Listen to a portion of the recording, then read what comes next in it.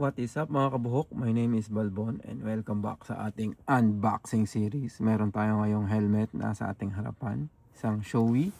Ayan ang ating guest. At ito ay yung Wyvern Reboot. Ngayon lang nadinig natin to. Ngayon lang din kasi ako nakabenta nitong Wyvern. Ayan, sa mga bagong pasok po, Tokyo based po ako. At dito manggagaling itong helmet na to. Ayan, unbox natin. Meron na siyang kasamang anti-fog. Ayan, ito yung dry lens ng Shoei. Tapos inside the box. Medyo mysterious pa, no? Pero nakita nyo naman na yan sa ano. Nakita nyo naman na sa thumbnail yung itsura ng helmet. Pero check natin loob. Meron siyang chin curtain, breath deflector, sticker at saka silicone lubricant para sa mga mechanism at saka sa rubber part. So yun lang. Yan, unbox natin. First time tayo nakabili nito. Hindi naman siya trivia. Hindi siya nito lang nilabas. Actually parang last year na yata ito nilabas. Pero kasi nga hindi siya kilala sa market. Pero itong model na to, hindi rin siya new. Kumbaga para tong revival ni Shoei. Tingnan nyo naman, napakalupet. Ayan, ito yung Wyvern Reboot. Yan, tingnan nyo yung itsura niya. So, parang nagtatalong classic modern itong helmet na to. Kasi pag tiningnan nyo dito sa banda rito sa likod, yan, pag tiningnan nyo, kahawig siya ng Glamster, kung familiar po kayo sa Glamster.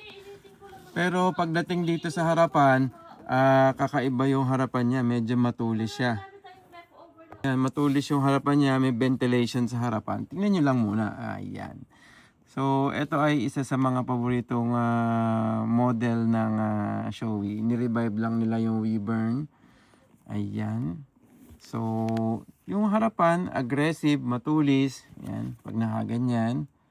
Pero yung likod, para siyang classic. So, medyo mysterious tong helmet na to. Kaya kung gusto nyo, ayan, naiiba. Ito yung, I think, the best sa inyo. Kung kayo ay nag-scooter, o kaya nag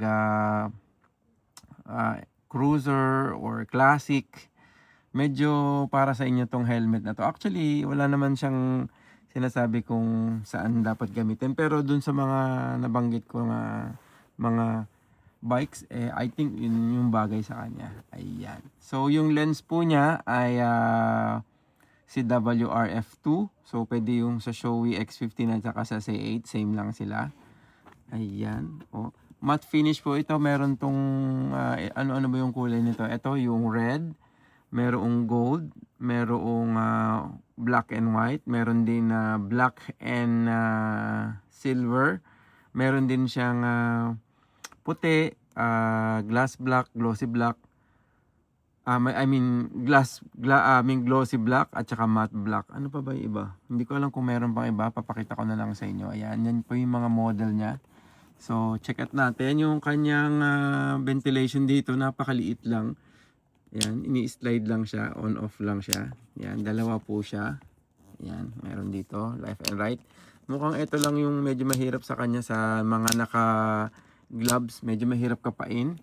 Yung harapan niya, napaka-tone down ng harapan. Ano ba to? Hindi siya nasasara. Nasa loob yung saraduhan nitong ano. Nasa loob tong saraduhan ng sa harapan. Ayun o. Meron ditong saraduhan. Nandun yung saraduhan niya. Tapos etong ang ventilation. Ano ba to? Lagi nila siyang naka-open. I think so. Kasi yung dito sa harapan yung papasok ito. So ito lagi siya naka-open.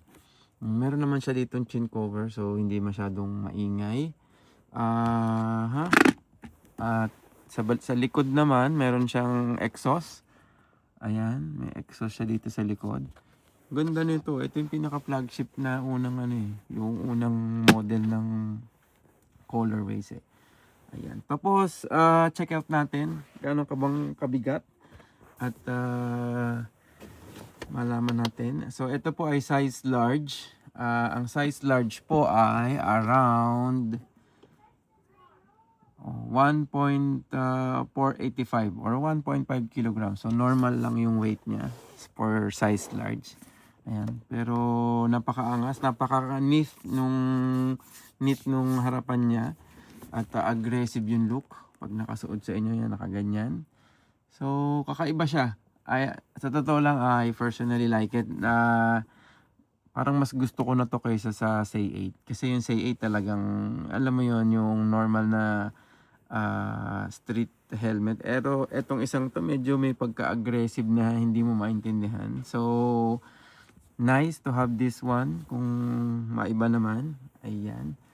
So, check out yun na lang. Kung gusto nyo po ng ganitong kakaibang helmet, itong Weburn, mag-message lang po kayo sa helmet ni Balbon. Sa mga lens naman, meron tayong available na picture kung gusto nyo makita. So, yun lang po. Maraming salamat po. Ride safe. Peace out.